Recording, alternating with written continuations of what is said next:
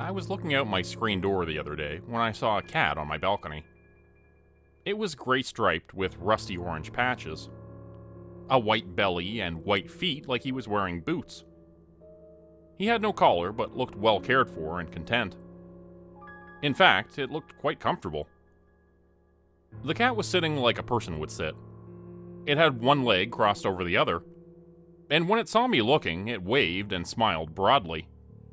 Its sharp teeth glinted in the sun. I had never seen a cat sit like that before, and I'd certainly never seen a cat wave at someone. It was highly unusual, to say the least. It looked surreal and unnatural. That dreamlike feeling intensified when I recalled that I lived on the 49th floor, and didn't own a cat. I opened the screen door and stepped out into the cold, windy air. "Hello," the cat said with a Cheshire grin. His voice was that of an elderly British man. Hi."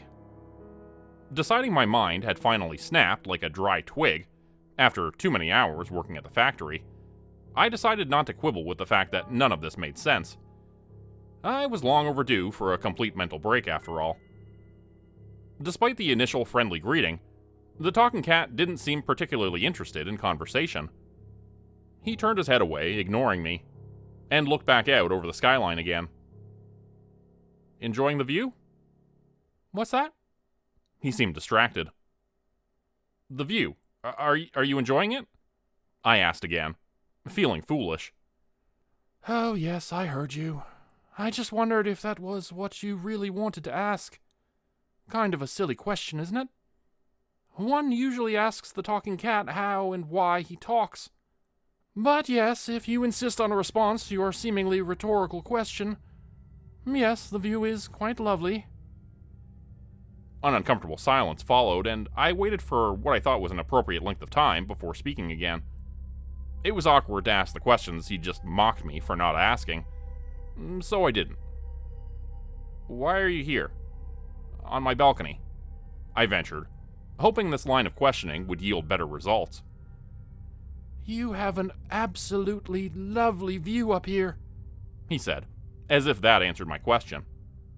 "Wasn't there anyone of higher, stature? No offense, of course, but how on earth did you get a place with a view like this?" "Well, I work hard, put in lots of hours. The inside isn't really that nice. It's a bachelor with barely enough room for a bed. I have to share the bathroom down the hall with a bunch of total strangers who never clean up after themselves." "Fantastic view," he repeated, summarily ignoring me. "You are very fortunate to have a place like this."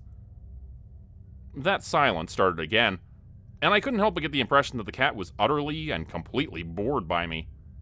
And on top of that, he acted like he was substantially better than me. Actually, that part was no different from my interactions with any other cat, to be fair. I opened my mouth to speak again, and he made an irritated noise and glared daggers back at me. Without another word, he dropped down from the balcony railing and disappeared.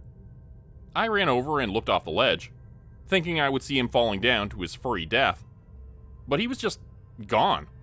Like Batman. Shaking my head, I went back into my apartment and made myself dinner. A pack of ramen and a glass of water from the tap. Despite the small size of my apartment, the majority of my earnings went towards paying rent, so I had to save money whenever I could. I kept holding out hope that one day I would be promoted at the factory to line supervisor, since that was the only chance I had of making more than minimum wage. 2 days later, I was in the living room and saw him again from the corner of my eye. The cat was sitting on the balcony railing with his legs crossed. He bounced his foot up and down and swung his legs in the air happily. Then he saw me again and smiled and waved. "You're back," I said, trying to sound friendly. "I'm back," he answered, trying not to sound as bored as he obviously was by me. "I thought maybe I had imagined you sitting out here."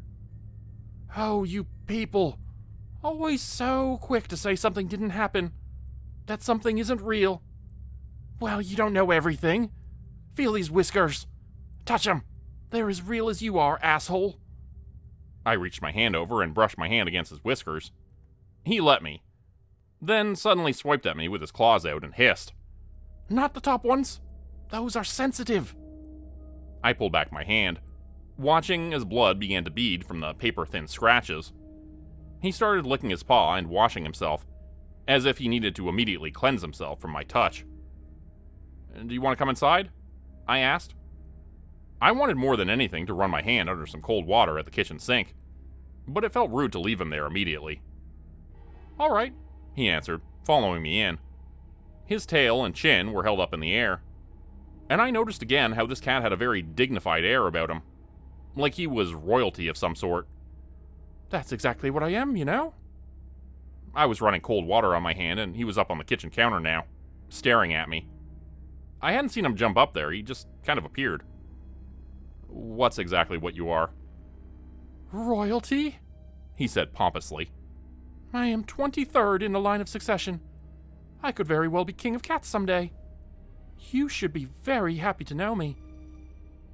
Well, I suppose I am then. I am very happy to know you. What is your name now? Sorry. Victor McStuffins III. At your service. Victor.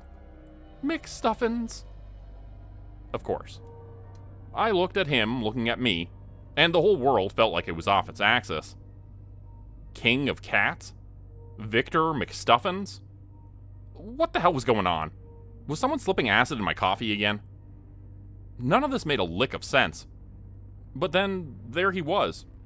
And the intense pain throbbing in my hand from his tiny scratches told me he was indeed real. Alright, I'll buy it. So what brings you to my neck of the woods? He thought about this for a while and then answered. Well, if you absolutely must know, I'm sort of between places to live right now. I've got nowhere to be, and in turn, I'm roaming endlessly. Now I've met you, and you certainly seem decent enough, but...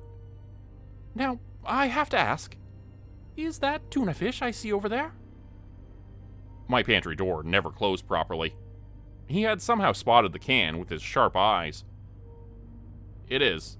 I was saving it for dinner. Are you hungry? I can put out a dish for you. Well, you know, where I come from, one doesn't ask his guests these sorts of questions. He simply says, "Come here, sit down, let me get things ready for you." But you're asking me. Well, then yes. I suppose I should admit I'm starving, and could use a decent meal. I'll take the tuna fish if you're offering, and a saucer of milk while you're at it. He was setting himself up in the living room as he spoke. I should say it was also my bedroom since the place was tiny. I served him tuna and a saucer of milk as requested, but he didn't leave. He stuck around and fell asleep on the table, atop some very important papers. I felt too guilty to wake him up, so I just left him be. The next morning, I went to work at the factory. As always, the day dragged on, and my back, hands, and head ached from picking up boxes after a while, as they always did. I ate lunch alone and thought about the cat who was now asleep in my apartment. There was definitely something off about him. And it wasn't just the fact that he could talk, but I couldn't put my finger on it. When I got home that evening, there was a smell in my apartment. Irony and organic, like the butcher's shop. I walked in and found the cat was sitting on top of a dead body in the living room, eating its face. The person, I realized, was my neighbor Bill. He always played his music too loud, and I'd never particularly liked him, but that was besides the point. "What did you do?" I screamed at the cat. "You killed my neighbor and now you're eating his face?" The cat licked his lips and trotted away from the body. He sat a little ways away from it and cleansed his paw with his tongue, seeming unconcerned. "You're the one who killed him," he said. "I just ate his face. Cats don't kill people. You did it before you went to work this morning. Don't you remember?" I backed away from him, terrified. "You're lying. I never killed anyone. You're a monster." The cat went over to the balcony door, which was now open. I didn't remember opening it. "You know he had a key to your apartment, right? He was stealing from you. Didn't you notice? I did you a favor." He sauntered out onto the balcony and jumped onto the railing. He stood up on his back paws and waved, then dropped backwards off the balcony, smiling. So now I'm left with a dead body on my living room floor, and an increasingly noticeable smell which has begun to emanate from it. This odor has aroused the suspicion of my neighbors, and they've begun to give me very strange looks in the hallway. Any day now, the police will arrive at my door. I'm pretty sure. And I suspect they won't believe the truth. I can hardly believe it myself. That damn talking cat ruined my life. As if it wasn't bad enough already. Hey guys, story number 2 is a fun one today. It's one of my favorites and it'll be coming up in just a second. If you're enjoying today's video, I hope you'll subscribe, leave a quick comment below. I was just looking the other day and saw that almost half the people who watch the channel aren't subscribed, so please, if you enjoy my videos, I hope you'll take a quick second just to hit that subscribe button. Okay, now on to our second story. The commercial for Mr. Gleam cleaning service had intrigued me. The jingle they ran always got stuck in my head, and I'd catch myself singing it at work, in the car, and in the shower, seemingly against my will. The price didn't hurt either. Mr. Gleam cleaning service claimed to be half the cost of their competitors. I had shopped around, and their ads were surprisingly true. I called them up, and they said they would come by the next day. My wife Nicole had been asking me to book a cleaner for months, and I was going to surprise her with a sparkling clean home when she returned from work. The old house we lived in had not had a thorough cleaning for years. Decades, maybe. We had moved in and done the best we could, but even with the help of my mom and other ambitious family members, we could never make a dent in the grime which was baked into the walls and baseboards after years of neglect. The previous owner had been a hoarder, leaving piles of junk for us to clean up when they left. The basement was brimming with old shit that all looked completely worthless to me. I couldn't understand why anyone would want to keep broken, 20-year-old, as-seen-on-TV gadgets, obsolete electronics covered in battery acid, mildewed Harlequin romance novels, and boxes of moth-eaten clothing. The smell was the worst part. It was like the old grease trap of an abandoned burger place. The previous owners had clearly enjoyed deep-frying their food, leaving the walls yellow-orange with stains that wouldn't come off even with maximum effort. We had seemingly gotten a great deal on the place, but found we would just be left paying the difference with our sweat and tears instead of cash. If our house could look even close to the pictures on the Mr. Gleam website of satisfied customer homes, we would be in good shape. We wanted a fresh start before beginning to paint and start our renovation projects. The crew had come to the door right on time, dressed in pale yellow jumpsuits. Mr. Gleam was embroidered on the neatly pressed uniforms, as well as the image of Mr. Gleam himself.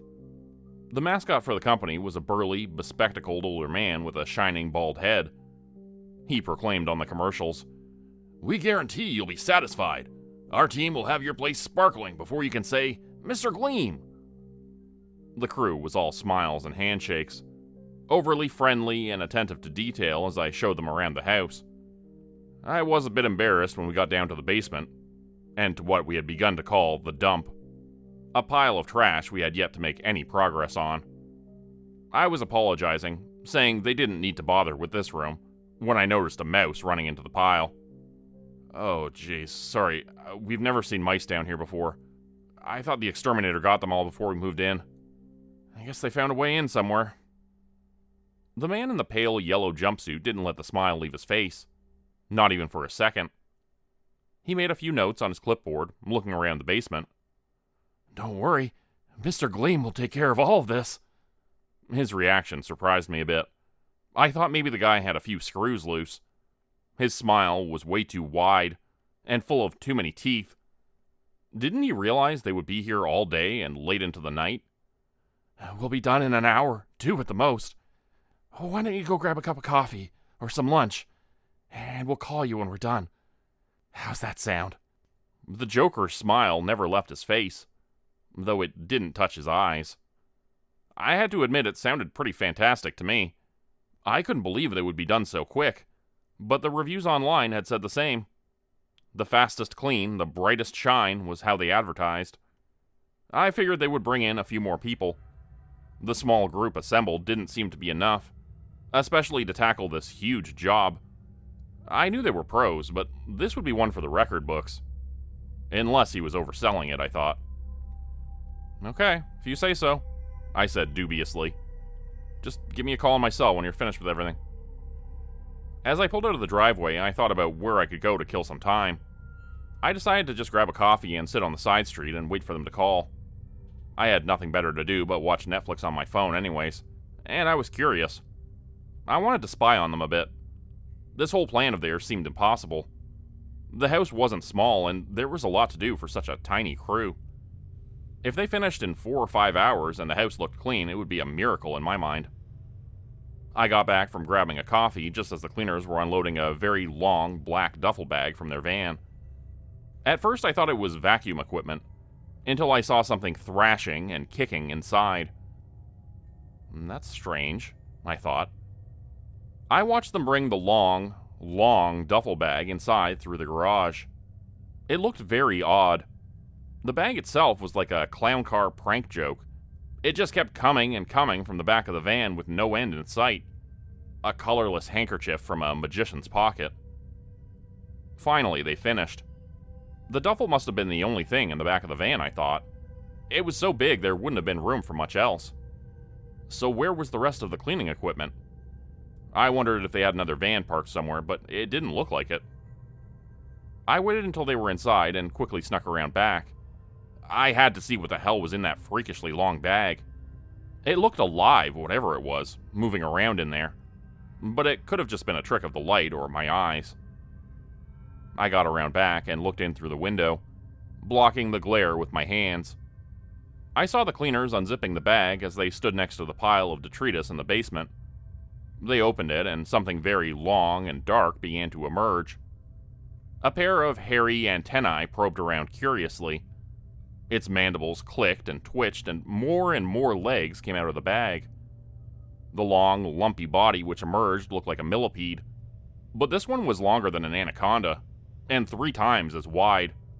It skittered out of the bag on its many legs. I looked on in horror as it began to explore and then consume the waste in the pile. It fed ravenously, drool flying and pouring from its disgusting face. I saw a mouse try to scurry away, but the thing snapped it up and crunched its tiny bones as it squeaked and squealed. I looked at the workers in their yellow jumpsuits and saw their eyes no longer looked human. They glowed a faint light blue. The cleaners walked around, entranced, gathering what seemed to be the nastiest garbage they could find. Old radios and electronics I had set aside for safety, since they were covered in battery acid, were snapped up like bonbons as the thing's mandibles crunched an old radio in half like a pretzel. The giant black millipede gorged and feasted as I watched, hypnotized. Eventually it began to slow down and looked like it was becoming full, its impossibly long belly swollen and bloated. I saw it lay down for a moment, as if exhausted. It rolled over and large yellow eggs began to pour out of it. The thing spilled all over the floor, rolling around like loose oranges. This went on until there were hundreds of eggs all over the floor, and the place looked like a jaundiced ball pit in a horror play place. The millipede began to gorge again. A large rat tried to scamper away but was snapped up and eaten like a palate cleanser for the next course. I hadn't even known there were rats, but this thought hardly disgusted me as it normally would. Rats suddenly seemed quite tame and docile compared to this hideous demon creature. Drool poured from its maw, and I got a good look at its face for the first time. Its mouth was filled with rows and rows of teeth, going all the way back down its throat. Its eyes glowed the same pale blue as the workers. Its mandibles clicked and chittered as it seemed to communicate with them. They looked at it with reverence and brought it offerings of moldy quilts, broken tennis rackets, and old shoes. I began to hear the catchy jingle of their company theme song in my head, but now with different words. The right words, I thought. Mr. Gleam, he will rend your flesh from bone. Mr. Gleam, you will scream and you will moan. I stood up, horrified. backing away from the window as I saw the yellow eggs begin to hatch. Hundreds of smaller millipedes emerged and began to roam around and feast on mice, bugs, and refuse. I ran from the house and back to my car. When I looked back and saw the cleaners were following after me, I started up my old shitbox as fast as I could and burnt rubber, fleeing with a terrified glance over my shoulder. They did not pursue. Who would believe my story anyways? Now the question remains, what do I tell Nicole, my wife? How do I tell her that the house is now clean? Spotless, in fact. But that we can never, ever go back there. Become a channel member today for early access, bonus videos, and special emojis only available to members. Check out the description below or click the join button for more info. If you'd like another way to help support the channel, please consider joining my Patreon page at patreon.com/Jordan Group Horror. As a patron, you'll get access to bonus videos and content. You'll be credited at the end of every video going forward, and if you decide to stay for 3 months, I'll name a character after you which will be featured in a Hollow's End story. Links to join the Patreon are in the description. Thanks everyone for listening. Please like, subscribe, and comment to help the channel continue to grow. And see you again next time at 4 p.m. Eastern Standard Time. Hope you have a great night.